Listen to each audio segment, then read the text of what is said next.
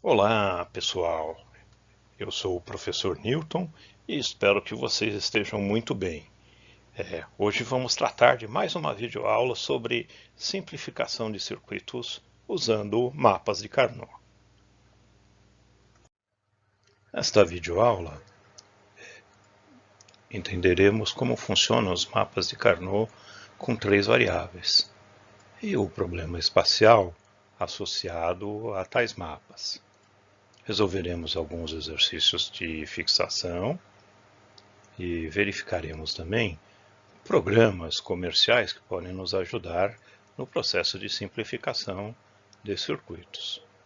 Estudaremos então a questão de corridas críticas de portas, que podem gerar glitches, falhas de funcionamento do circuito, e como em termos redundantes, que serão identificados nos mapas de Carnot, podem ajudar a solucionar tais glitches.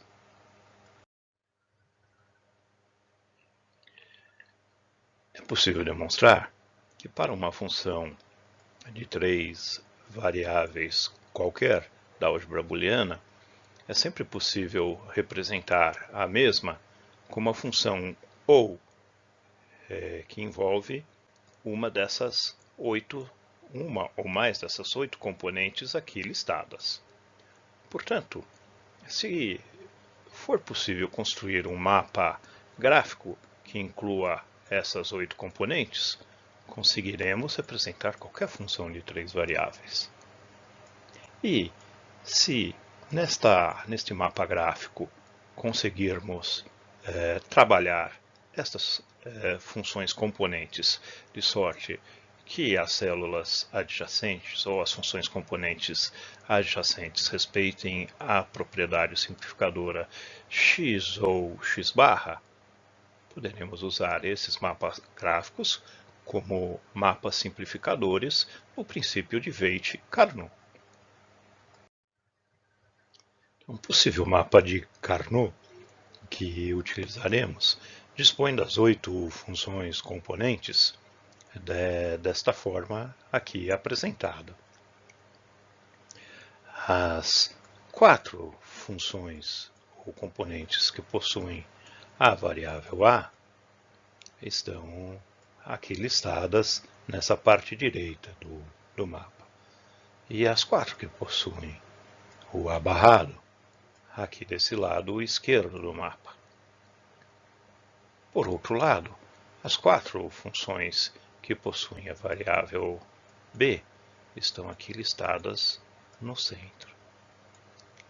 E as 4 funções que possuem a variável b barra estão listadas aqui nos cantos. E também as 4 funções que possuem a variável c estão listadas aqui abaixo, sendo que acima estão as 4 que possuem a variável c barra. Então, para este mapa de Carnot candidato, cabe observar duas propriedades, com respeito a duas condições. A primeira condição é de que todas as células que são adjacentes respeitem a propriedade simplificadora x ou x barra igual a 1.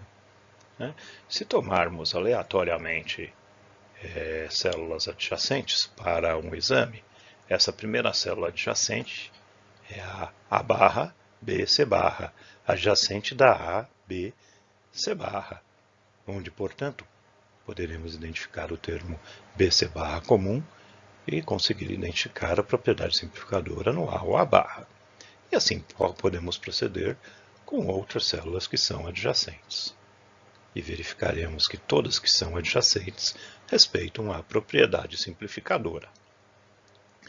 A segunda condição que tem que ser observada é de que as células que não são adjacentes não podem respeitar a condição simplificadora.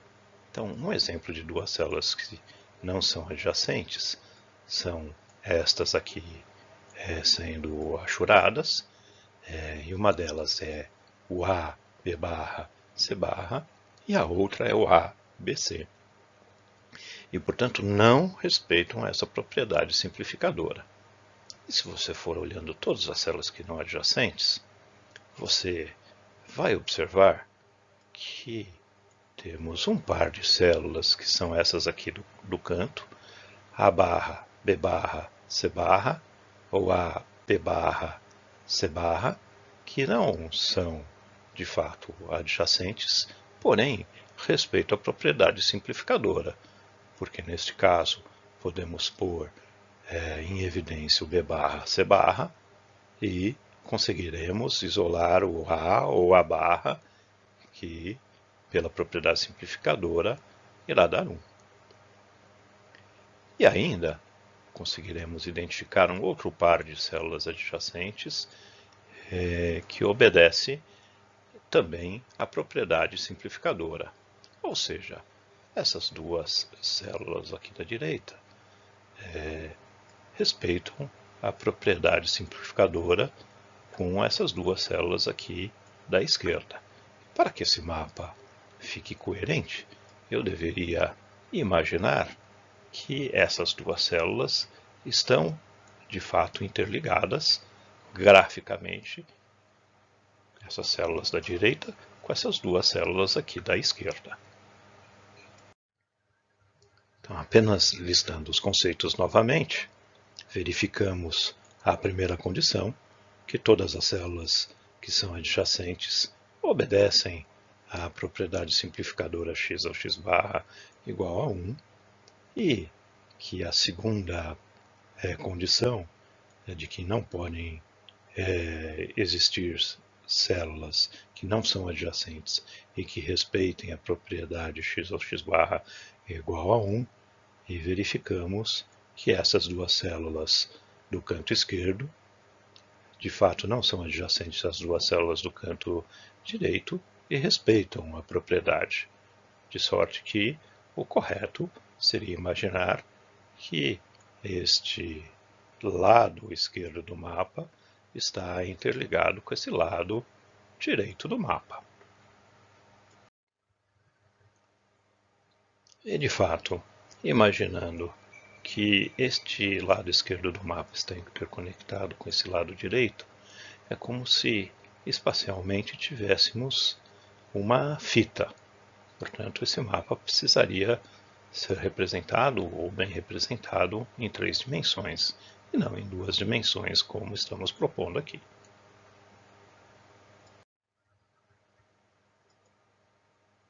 Um mapa de Carnot de 2 variáveis consegue ser bem representado em 2 dimensões, como vimos anteriormente. Porém, um mapa com 3 variáveis, vimos no slide anterior que precisa ser representado imaginando uma fita espacial em 3 dimensões.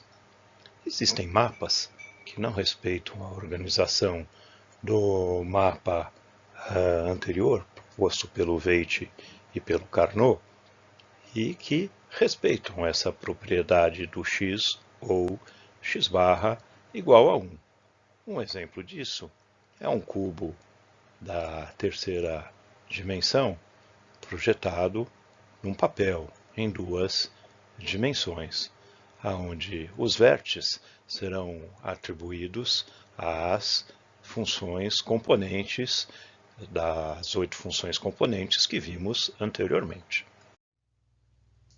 E essa é a proposta de um cubo, então, da terceira dimensão, projetada na segunda dimensão, né? Onde em um dos eixos eu tenho A, que pode variar de 0 até 1, no outro eixo eu tenho B, que pode variar também de 0 até 1, e no eixo que corresponde aí à altura, eu teria o C, que pode variar de 0 até 1 também, né?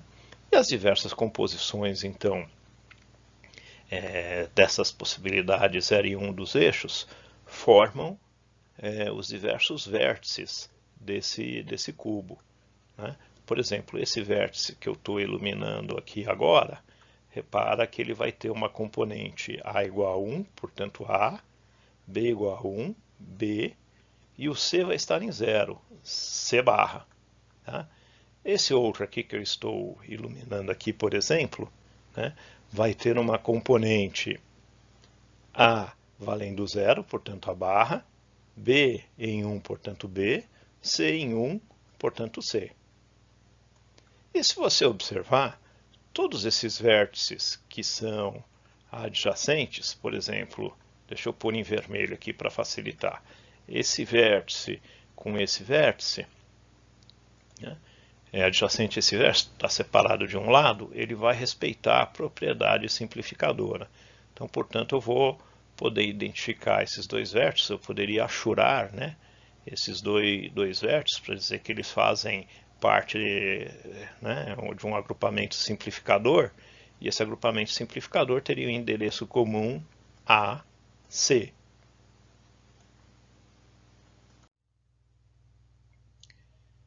Então, nesse mapa simplificador alternativo, um ponto positivo, que é esse cubo de 3 da terceira dimensão projetado na segunda dimensão.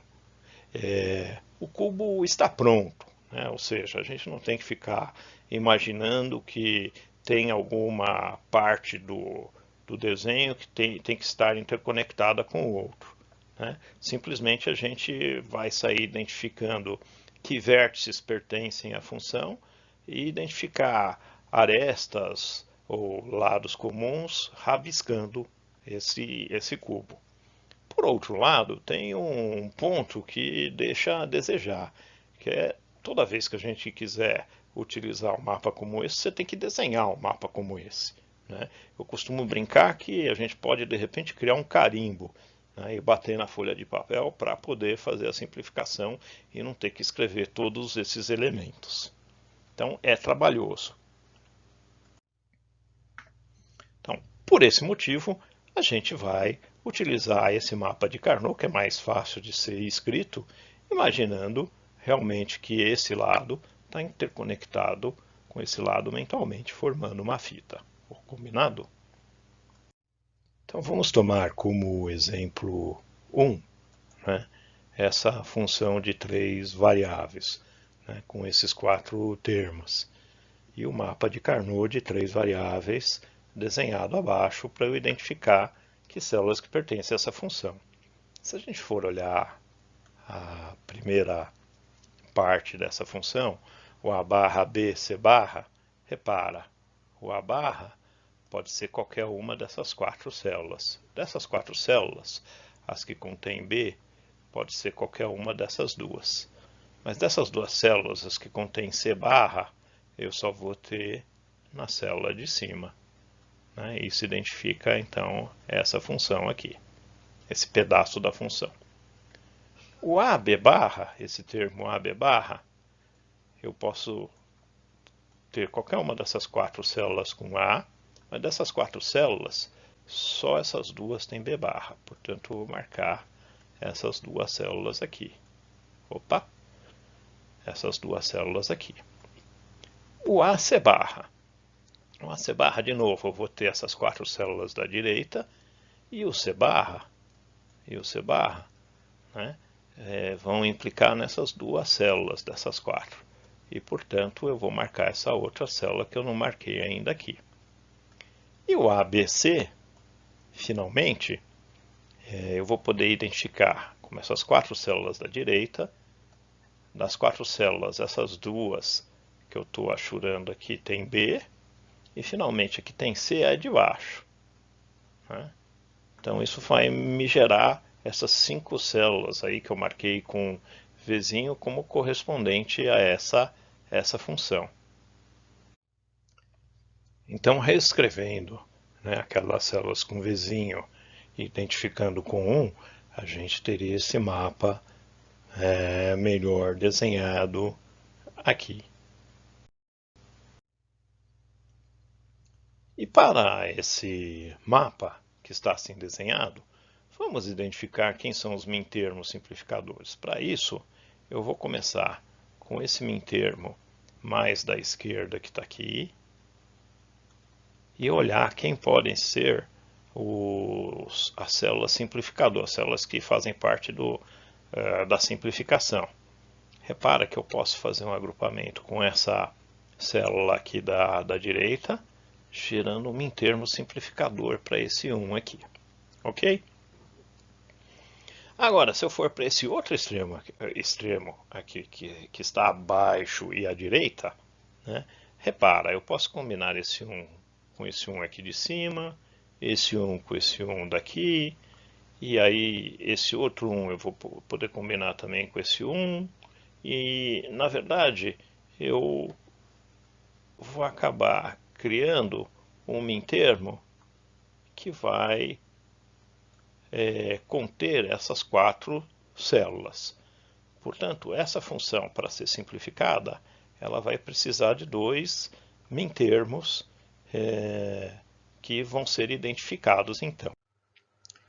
E se você identificar então os 2 mintermos, aqui designados com a cor verde e a cor azul, cabe agora trabalhar o endereço comum de cada um deles para nomear cada um. Se você olhar para o mintermo em azul, observe que as 4 células possuem um endereço comum A, e portanto o A faz parte do endereço do mintermo.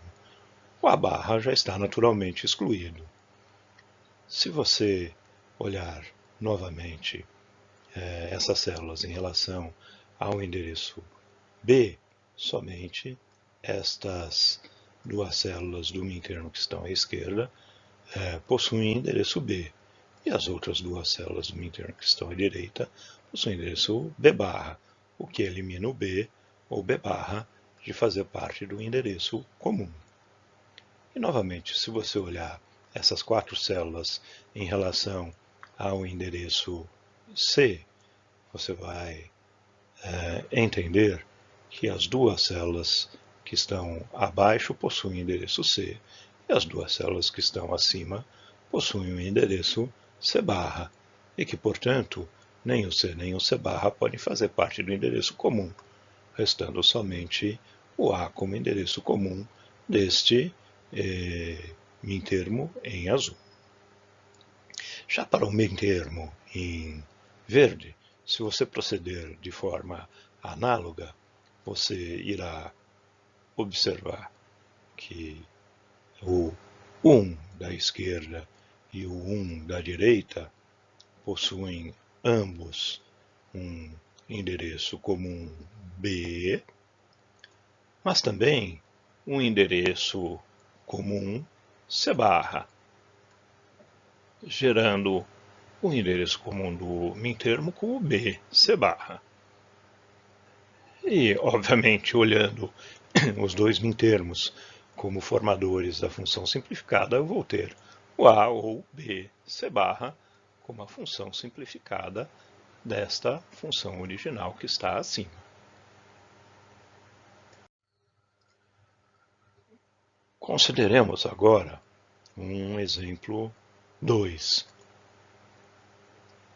Esse exemplo 2, eu tenho 4 subfunções componentes que eu preciso marcar no mapa de 3 variáveis. O primeiro termo é o A barra C. Se eu for olhar o mapa de Carnot, o A barra são qualquer uma dessas 4 células que estão aqui à esquerda. E dessas 4 células, as 2 que contêm o endereço C são essas células que estão abaixo. Portanto, eu vou marcar essas 2 células com um tique. Já para o segundo componente, que é o A, B, C, note que o A corresponde a essas 4 células no mapa aqui da direita. Dessas 4 células, as que contêm B, correspondem a essas 2 células aqui do centro. E dessas 2 células, a que contém o endereço C, é essa célula que está aqui abaixo.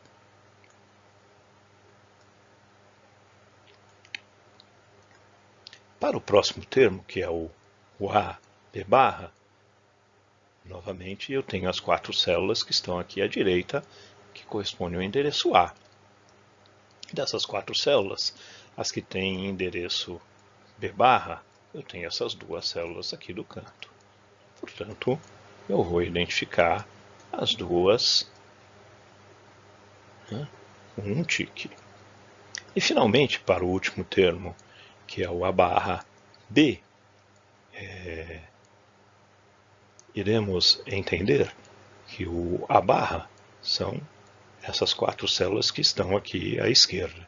E dessas 4 células que estão aqui à esquerda no mapa, as células que contêm B barra são essas células aqui do canto. E, portanto, vamos marcar essas 2 células. Obtendo, então, essas 6 células que fazem parte e representam essa função que desejamos simplificar. E aqui eles estão, então, redesenhados de uma forma mais clara, né? E já que estão redesenhados de uma forma mais clara, vamos começar a procurar os mintermos simplificadores aqui. Então, por exemplo, eu posso começar com este 1. Se eu for examinar esse 1, eu posso combinar ele com esse 1 aqui de baixo, gerando agrupamento simplificador.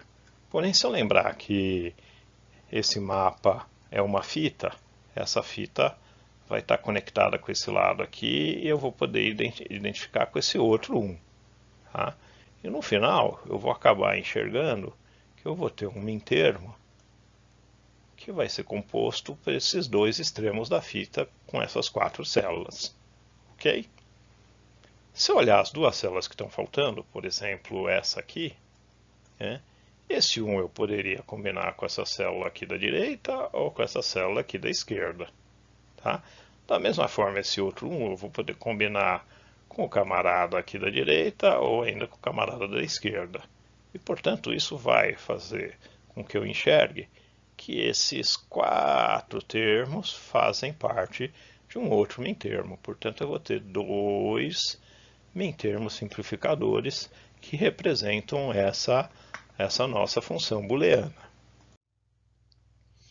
E redesenhando então esses mintermos, um mintermo azul, se você olhar,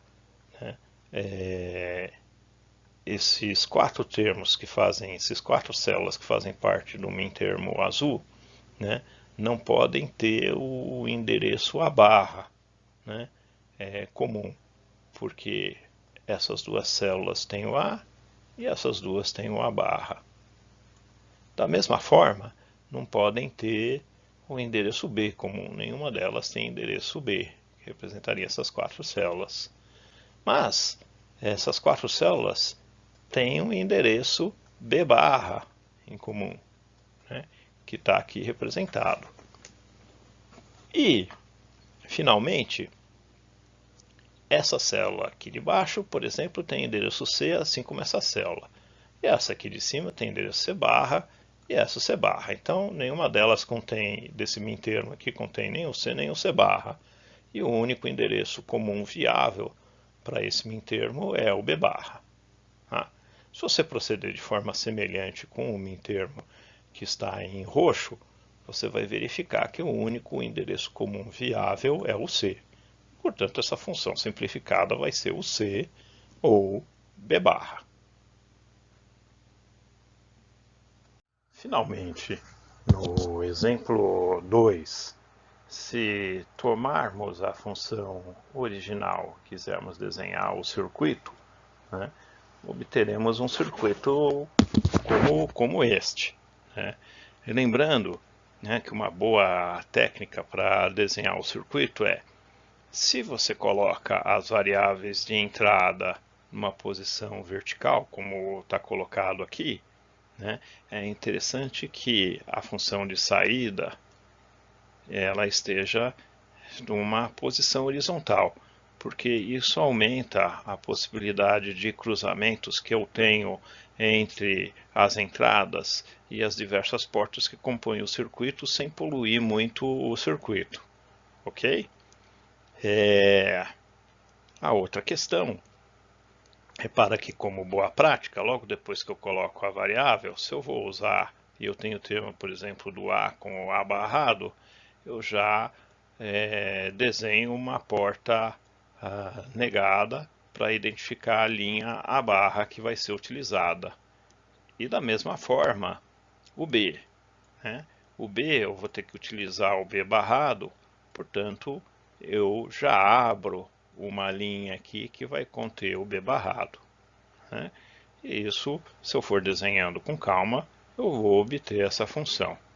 E, incrivelmente, essa função ela foi simplificada simplesmente para essa função que contém duas portas. Né? Uma para poder negar o B e a outra para fazer o OR dos dois resultantes. E esses dois circuitos se equivalem. E aí vai a pergunta novamente. Você preferiria implementar um circuito como esse ou implementar um circuito como esse, sendo que os dois, do ponto de vista lógico, têm o mesmo comportamento? Né? Não há a menor dúvida que a gente vai preferir implementar o da direita. E se a gente for olhar, inclusive, de uma forma comparativa, né, o circuito da esquerda ele precisa de 10 portas para serem desenhadas e 12 ligações, né, entre as diversas portas e variáveis. Por outro lado, se você for olhar o circuito da direita, eu preciso somente de 2 portas e 3 ligações distintas. Portanto, o circuito da esquerda tem bem mais portas do que o circuito da direita. Então a chance desse circuito falhar, o circuito da esquerda, seria muito maior que o circuito da direita. E da mesma forma, né, se eu for montar um protótipo no protoboard, ou se for montar um protótipo em placa de circuito impresso, eu tenho uma diferença relevante do número de trilhas aqui, que podem eventualmente dar algum problema na prática. Então, quanto menor o número de portas e de trilhas ou de ligações que eu preciso fazer, mais confiável vai ser o circuito. Ok? E aqui acho que vale compartilhar uma das ferramentas online que nós temos para trabalhar a simplificação de circuito como se fossem mapas de Carnot. Né? Então, essa primeira ferramenta que é online, portanto e é gratuita, todos nós podemos usar, está nesse endereço aqui, que inclusive o online está escrito aqui faltando um N. Ok?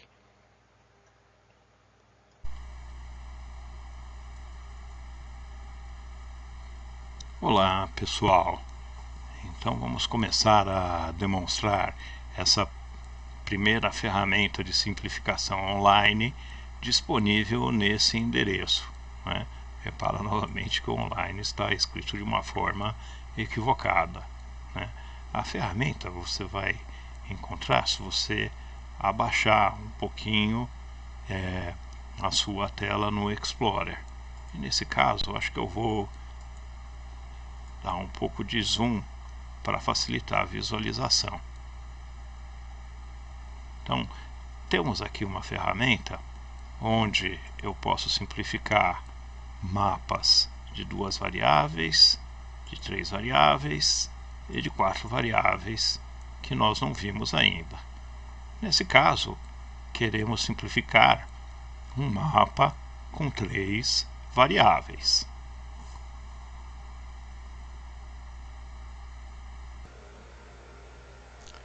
Então repare, eu coloquei lado a lado a janela, né, que tem aquele link para a ferramenta que eu te passei, e eu coloquei a janela que tem a função e a marcação no mapa de Carnot. Essa ferramenta ela permite simplificar uma função a partir da sua tabela verdade ou a partir do mapa de Carnot. Como eu já tenho aqui o mapa marcado, vou simplesmente clicar, né, nas variáveis ou nas células, né, do mapa que eu tenho aqui da esquerda. eu vou marcando aqui nesse mapa da direita. Repara que um dos benefícios é que ele já vai montar a tabela verdade para mim, né, indicando as linhas da tabela que eu vou ter 1 ou vou ter 0. Né, e ao mesmo tempo vai fazer, né, vai corresponder à marcação do mapa de Carnot, e ele vai me dar a função simplificada, que a gente bem observou, que era o C ou o C barra. Ok? Inclusive aqui, se eu chegar próximo da variável, ele me mostra, né, o C que uns do mapa ele está cobrindo, ou que uns, né, que min termo que ele corresponde no mapa de Carnot, e que linhas da tabela verdade, e da mesma forma o B barra, né, o B barra, que linhas da tabela verdade que ele corresponde e que células da tabela eu tenho à direita. Ok? Bem interessante essa ferramenta. Então, de novo, basta você selecionar o tipo de mapa que você quer, de 2, 3 ou 4 variáveis, marcar pela tabela verdade ou marcar pelo mapa de Carnot. Como aqui nós já tínhamos o mapa de Carnot, marquei o mapa de Carnot e a função simplificada está aqui identificada. Uma outra ferramenta que pode ser utilizada na simplificação de circuitos booleanos é o Multisim, da National Instruments, que é um software que requer licença e precisa ser instalado em um PC. Uma outra ferramenta bastante poderosa que a gente tem é o Multisim, e esse Multisim que eu estou mostrando aqui na tela da direita do meu vídeo é a versão 14, que é bastante poderosa e está instalada nas máquinas do laboratório de elétrica da universidade. E dentro do Multisim, para que eu possa realizar a simplificação de uma função booleana, a gente usa uma ferramenta que está nessa barra aqui da direita, que chama Logic Converter. Então eu vou clicar no Logic Converter e vou colocar ele na página de desenho aqui do meu Multisim. Vou dar um duplo clique aqui no Logic Converter e repare então que eu abro uma outra janela bem interessante, onde eu vou identificar o número de variáveis que eu tenho. No caso eu tenho 3 variáveis ABC, né? Ele já monta uma tabela verdade aqui para mim, por enquanto com as saídas interrogação, e eu posso escrever essa função da esquerda que está aqui. Se você tentar copiar ela, como eu vou fazer aqui, você vai ver que, curiosamente, ele esquece de copiar as negações, que são aquelas aspas simples. Então eu vou inserir as aspas simples aqui, né, na função aqui de baixo. Tá? Então eu inseri a função aqui embaixo, e aí eu vou utilizar uma dessas opções aqui. Então uma das coisas que eu posso fazer é, a partir da função, criar a tabela verdade. Então, a partir da função, eu vou criar a tabela verdade. E ele identifica então que a tabela verdade dessa função que eu quero simplificar é essa aqui. Ok? E a partir da tabela verdade, repare então que eu tenho uma opção que é de simplificar a função. Então eu vou clicar nessa opção de simplificar a função, né? E simplesmente observe que, ao simplificar a função, eu obtenho aquela função original que nós já tínhamos visto na transparência, o C ou B barra. Okay? Essa ferramenta ela possui algumas outras características interessantes. Uma delas é que, uma vez escrita a função que eu quero trabalhar, eu posso inserir essa função no circuito simplesmente clicando naquela opção de transformar num circuito, e o circuito vem pronto aqui para que eu possa trabalhar com ele no Multisim.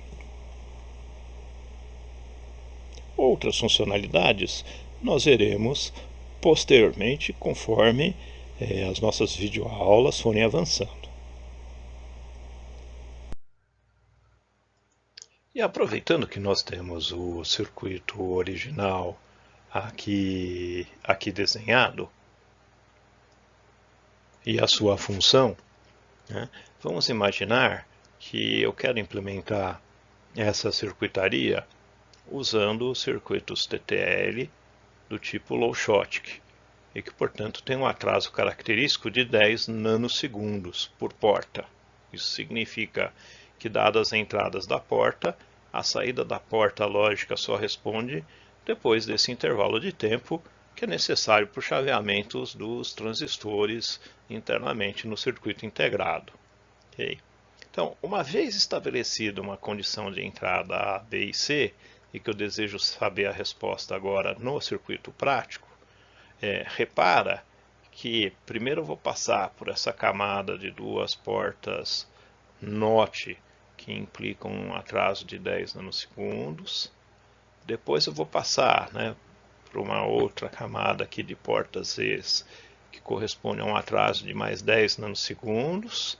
Eu vou ter ainda um atraso adicional de mais 10 nanosegundos dessa porta E, de mais 10 dessa porta OR, de mais 10 em seguida para essa porta OR aqui responder, e finalmente para essa porta OR que vai ditar a saída de circuito responder.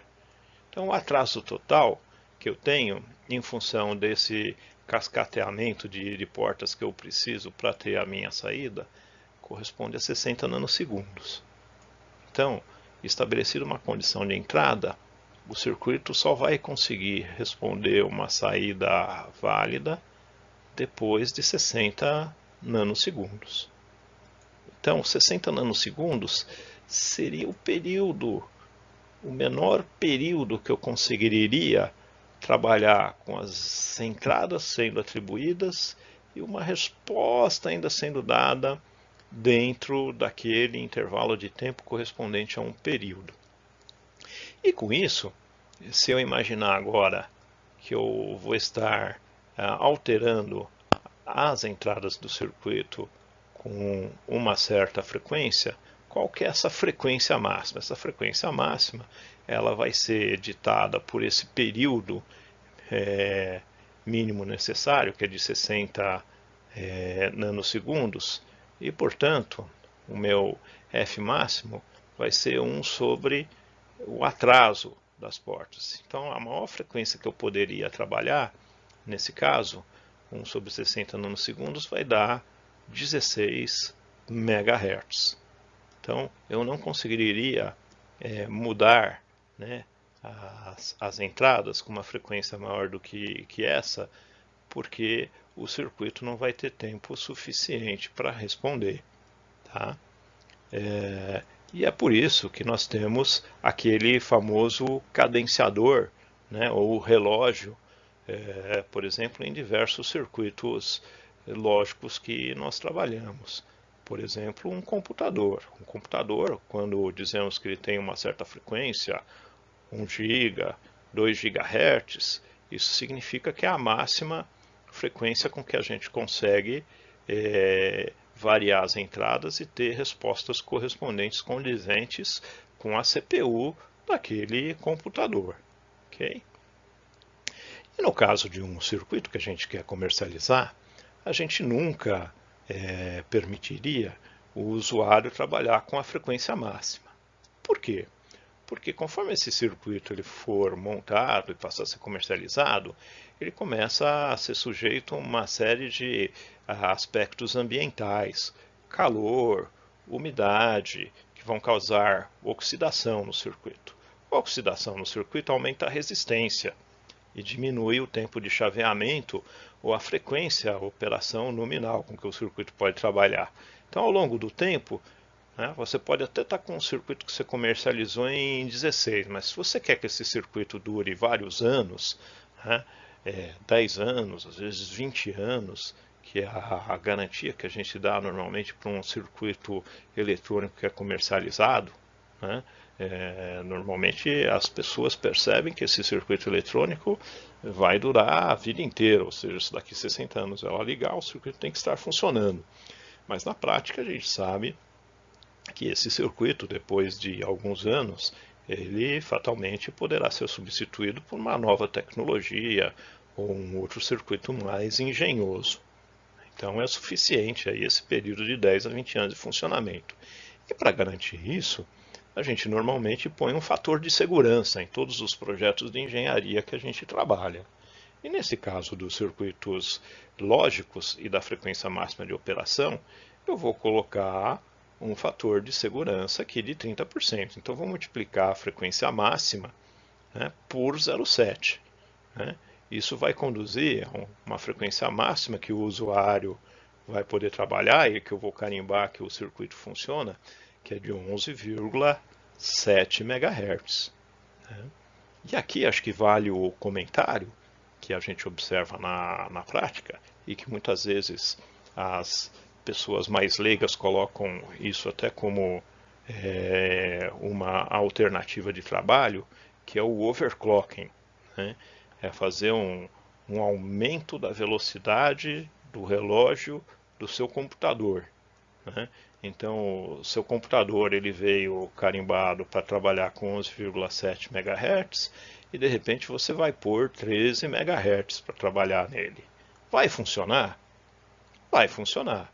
A única coisa que você tem que lembrar é que você está comendo essa margem de segurança de engenharia que você colocou no circuito para garantir o funcionamento dele ao longo do tempo. Ok? Então, se de repente eu elevar, né, a frequência desse clock aqui dividindo esse valor por 0,7, eu vou chegar lá nos 16 MHz. Vai funcionar? Sim, a gente sabe que o circuito até 16 MHz ele vai responder apropriadamente. Tá? Mas nós comemos aí toda a margem de segurança que a gente deu na engenharia do circuito. Tá? Então é como se numa obra de engenharia civil você saísse lixando as colunas de um prédio, ou tornando as colunas mais esbeltas, porque você sabe que elas foram dimensionadas maior do que necessárias em questão do fator de segurança. A gente não come fator de segurança que é desenhado em engenharia. Combinado? Analogamente, se tomarmos então o circuito que foi simplificado, C ou B barra, e considerarmos o trabalho com a lógica TTL-LS, nós vamos ter um primeiro atraso aqui que é promovido por essa porta NOT de 10 nanosegundos, e um segundo atraso que é promovido por essa porta que dá a saída da função de mais 10 nanosegundos, totalizando 20 nanosegundos. 1 sobre 20 nanosegundos gera uma frequência máxima de operação de 50 MHz. E evidentemente a gente vai pôr um fator de segurança de engenharia no projeto, o que vai conduzir a uma frequência máxima de prática, que a gente chama frequência máxima prática de operação, que eu vou carimbar no circuito, que é de 35 MHz. E repara que comparando um circuito com o outro, nós temos agora diferenças expressivas de velocidade de operação. E sumarizando então as condições encontradas na função original, no circuito original e no circuito simplificado, nós temos que no circuito original precisávamos de 10 portas para implementar, no circuito simplificado eu preciso somente de 2. No circuito original eu precisava de 12 ligações para perfazer o circuito, e no simplificado eu preciso somente de 3. E no circuito original eu tinha uma frequência limite de operação de 12 MHz prática, enquanto no circuito simplificado eu tenho uma velocidade 3 vezes maior. E com isso, não vai restar muita dúvida para nós de que esse circuito aqui da direita, que é o circuito simplificado, é o circuito mais robusto e menos susceptível a falhas, e o circuito mais performante para trabalhar. E como terceiro e último exercício da videoaula de hoje, vamos considerar essa função, né? Essa função composta por essas três subfunções. Se eu pensar em marcar essa primeira subfunção aqui, o A barra são essas 4 primeiras células da esquerda, dessas 4 primeiras, as que tem B são essas duas, e as que tem C barra é somente essa de cima aqui. Se eu for para o segundo elemento, que é o AB, o A são essas 4 células aqui da direita, o B são essas duas células aqui do meio, e portanto as duas células têm que ser consideradas na marcação. E o A, B barra, C, o A novamente são essas 4 células, o B barra vão ser essas duas células aqui do canto, e das duas que tem C, nós vamos ter essa célula aqui. Então, nós vamos ter um mapa de Carnot composto por essas 4 células. Reescrevendo de uma forma mais agradável, temos esses mapas com esses uns. Se a gente proceder à simplificação agora, vamos encontrar um min-termo para essa célula que contém 1. Se você verificar, eu posso fazer agrupamento com essa outra célula que contém 1, gerando este agrupamento simplificador aqui, ou esse min-termo nesse caso. Se eu for para o outro extremo esquerdo agora, e a gente olhar essa célula que tem 1, eu posso gerar um outro min-termo, que será com essa célula da direita. E, portanto, nós teremos esse outro min-termo aqui. Em termos de cobertura dos uns que fazem parte da função, esses dois min-termos são suficientes para representar esses 4 uns. Porém, repare que no mapa existe mais um min-termo que nós não identificamos ainda. Se eu for olhar este 1, né, que está aqui, eu poderia fazer esse agrupamento horizontal que está aqui à esquerda, ou poderia fazer esse agrupamento abaixo aqui, com esse 1 de baixo, né? Isso geraria um terceiro min-termo. Ok? Então está aqui redesenhados 3 min-termos de uma forma mais clara. Esse min-termo em verde, se você fizer aquela busca pelos elementos comuns, você vai checar que o endereço comum desse min-termo é o BC barra, enquanto desse min-termo azul vai ser o AC. E esse min-termo tracejado que eu identifiquei aqui no centro vai ser o AB. Tá? Em tese, esses 3 min-termos são os min-termos que participam da função, como dissemos. Porém, esse min-termo aqui que faz essa cobertura em vermelho identificada é um min-termo que em princípio não seria necessário, porque todos os uns já são cobertos pelos min-termos verde e azul. Esse min-termo ele recebe o nome então de min-termo redundante, enquanto o min-termo em azul e o min-termo em verde são ditos min-termos necessários. Então, pode-se escrever a função com esses dois min-termos necessários e, entre parênteses, podemos deixar esse min-termo redundante, que, a princípio, não precisa fazer parte da expressão booleana, certo? Porque os dois primeiros min-termos já cobrem todos esses uns que a gente precisa gerar para representar essa função de origem. E eletronicamente, se desenharmos o circuito somente com os mintermos necessários, que corresponde a esse mintermo azul, desenhado aqui nesse mapa de Carnot, que corresponde a essas duas portinhas, que é o B, C barra, e esse circuito, esse mintermo, desculpe, verde, que corresponde a essa porta AND AC, né? Nós teremos esse circuito aqui correspondente, que em tese representa fielmente essas condições lógicas aqui de entrada. Então, nesse circuito exemplificado, vamos imaginar que eu tenho uma condição de entrada A igual a 1, B igual a 1 e C igual a 0.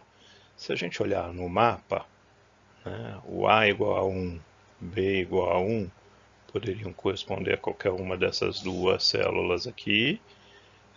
Todavia, o C valendo 0 vai corresponder a essa célula aqui de cima, essa condição de entrada. E essa condição de entrada, então, né, vai garantir, esse mintermo que está em azul, vai garantir que a saída esteja em 1, esse mintermo B, C, barra, né, azul, que aqui corresponde a essas duas portas azuis que estão aqui ilustradas. E essas duas portas, elas vão possuir um atraso característico aí de 20 nanosegundos, usando a tecnologia TTL-LS. Se eu comutar essa entrada, né, para essa situação agora, onde o C vai de 0 para 1, né, isso vai corresponder a essa célula aqui de baixo, onde o C passa a valer 1. Né? Então, portanto, eu passei de ter uma entrada que esse mintermo azul, que é o BC' barra, garante o 1 na saída, e eu passei para uma outra situação de entrada, onde esse termo AC agora garante a situação 1 na saída. Ok? Então, esse mintermo verde, que é o AC, né, vai garantir o 1 na saída. E com essa comutação de entrada que nós escrevemos aqui, nós não devemos ter problema com esse circuito, porque repare que essa parte azul ela demora 20 nanosegundos para se desligar, o que significa que ela estaria gerando essa condição 1 na saída, e ela vai passar para 0 só depois de 20 nanosegundos, enquanto essa porta ENG, ela sai dessa condição 0 e vai para uma condição 1 em 10 nanosegundos. E portanto, o 1 na saída dessa OR continua sempre acontecendo, que é o que a gente espera que aconteça quando a gente tenha essa mudança de situação de entrada, uma vez que a saída sempre vai continuar em 1 do ponto de vista lógico. Porém, se a gente inverter agora essa situação de comutação e eu fizer com que o C saia de 1 e vá para o 0, né, se eu olhar no mapa de Carnot, isso implica em ter essa condição de entrada, que é atendida por essa porta verde AC, indo para uma situação de entrada que vai corresponder a essa célula de cima, né, cujo 1 vai ser garantido por essa porta BC'. Né. Se a gente for olhar isso agora nesse circuito, observa só, né, eu tinha um 1 aqui, né, que estava sendo coberto por essa porta, e eu passei para aquela porta azul. Então, devido à comutação da situação de entrada, esse cara aqui vai para 0 depois de 10 nanosegundos. E esse aqui que estava em 0, né, ele vai para a nova situação em que o A, B igual a 1 e o C igual a 0, que vai fazer com que depois de 20 nanosegundos esse cara vá para 1. Então, essa porta verde de baixo desliga com 10, e essas duas portas azuis de cima ligam com 20. Isso implica que eu vou ter um 1 que estava sendo gerado pelo verde, né? Em 1, quando eu comutei a situação, eu vou gerar um 0 depois de 10 nanosegundos, e só depois de mais 10 nanosegundos, que vão perfazer os 20 nanosegundos, eu volto para o 1. Né? Então eu vou ter uma situação de falha, né, do circuito na saída. Né? Uma situação de falha do circuito na saída, porque eu vou gerar um 0 que eu não esperava que acontecesse na função lógica original, mas que vai acontecer aqui do ponto de vista circuital nessa comutação aqui de situação de entradas. Né? E aqui incluindo, né, a mesma comutação, né, de entradas do C igual a 1, C igual a 0, né, e que, portanto, equivale a sair dessa a situação para essa situação 1 aqui de cima, uma coberta pela porta AC em verde, outra pela porta BC' em azul, né?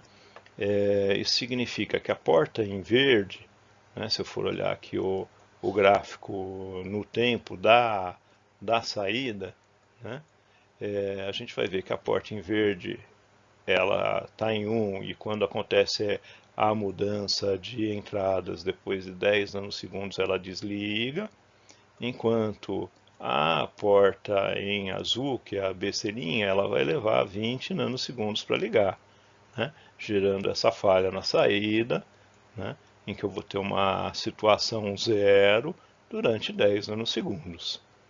Essa falha a gente chama de glitch. Né? Glitch é a tradução no inglês exatamente de falha. Né? E aconteceu porque a gente tem essa situação de portas que estão ligando e desligando, que é conhecida como corrida crítica de portas. Tá? E a questão é que se simplesmente você tiver um LED ligado aqui na saída, que eu quero ver como é que a saída está se comportando, eu visualmente, a minha visão não vai permitir né, que eu perceba esses 10 nanosegundos de falha.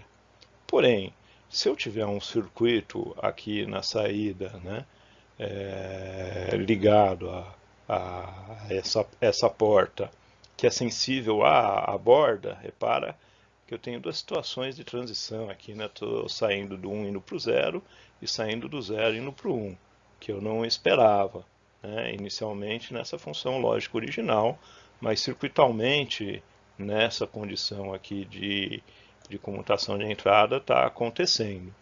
Né? E isso vai gerar um mau comportamento do circuito que vier a seguir, e portanto isso aí precisa ser eliminado. E apenas deixando claro, então, né, essa situação de glitch ou de falha, né, que aconteceu durante aí os 10 nanosegundos, né, recebe um nome específico na eletrônica digital, que é o problema da corrida crítica de portas. Né? Quando nós temos aí dois braços diferentes do circuito lógico, com temporizações, né, para assumir 0 ou 1 do ponto de vista diferente. Em algum momento, isso pode gerar uma falha aqui nessa porta de saída que cria a saída da função, né, e que nunca é esperado quando a gente resolve isso no papel. E para corrigir isso, nada melhor que a gente voltar naquela solução original, onde eu tenho um termo redundante, que corresponde a essa porta B. Então, repetindo aquela mesma situação, né, quando saímos de A, B, C igual a 1, que corresponde a essa situação aqui de baixo, repara que eu tenho essa porta AC verde e essa porta vermelha ligadas. Essa porta C verde e essa porta vermelha ligadas, enquanto a porta azul está desligada nessa condição. Quando a gente passa o circuito para essa condição, que corresponde a esse 1 aqui de cima, a porta AB continua ligada, enquanto a porta BC barra passa a ser ligada. ok? Então a porta vermelha continua ligada, enquanto a porta verde ela vai ser desligada, e esse conjunto de portas que corresponde ao BC barrado vai ser ligado. E nós vimos no circuito anterior que essa diferença de tempo geraria uma falha de 10 nanosegundos, né, na função de saída. Porém, nesse caso, quando nós colocamos um mintermo redundante no circuito, como essa porta vai estar sempre ligada, essa descida da porta verde, que vai primeiro para o 0 e depois a porta azul vai para o 1, não vai acontecer, porque a porta vermelha sempre vai estar ligada e a saída do circuito vai estar sempre em 1. E isso elimina aquele glitch, que são aqueles 10 nanosegundos do slide anterior, onde a função é falha. E o que fizemos para eliminar então essa falha? Incluímos o mintermo redundante, que do ponto de vista do papel, né, de exercício da tabela verdade, por exemplo, tanto faz, ele não vai colaborar em nada, mas do ponto de vista circuital prático, ele pode fazer toda a diferença para uma circuitaria eletrônica funcionar.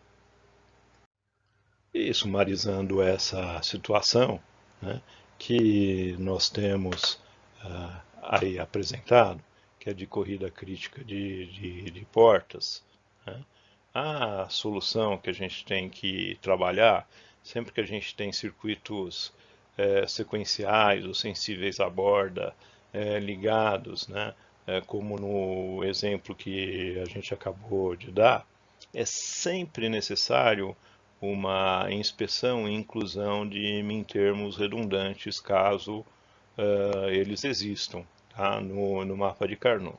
A questão toda é que os softwares, os dois softwares aí apresentados, eles te dão a função simplificada, mas a função simplificada sem o mintermo redundante. A única forma de enxergar eletronicamente a existência desse mintermo redundante é desenhando o mapa no papel e inspecionando realmente cuidadosamente se existe ou não esse mintermo redundante, considerando ele no circuito. Tá? Então, sempre que você tiver um circuito que é sensível à borda ou sequencial, né, que você vai estar trabalhando no teu circuito, um circuito sequencial, um circuito que trabalha com o relógio, né, você não pode simplesmente usar esses softwares prontos. Você tem que fazer uma inspeção mais cuidadosa utilizando um mapa de Carnot no papel. E para finalizar essa videoaula, propomos esses 3 exercícios aqui para vocês poderem praticar os mapas de Carnot de 3 variáveis e esses conceitos que foram apresentados nessa videoaula. Muito obrigado. Eu espero que esse material tenha sido relevante para a sua aprendizagem e nós nos vemos na próxima videoaula. Um grande abraço.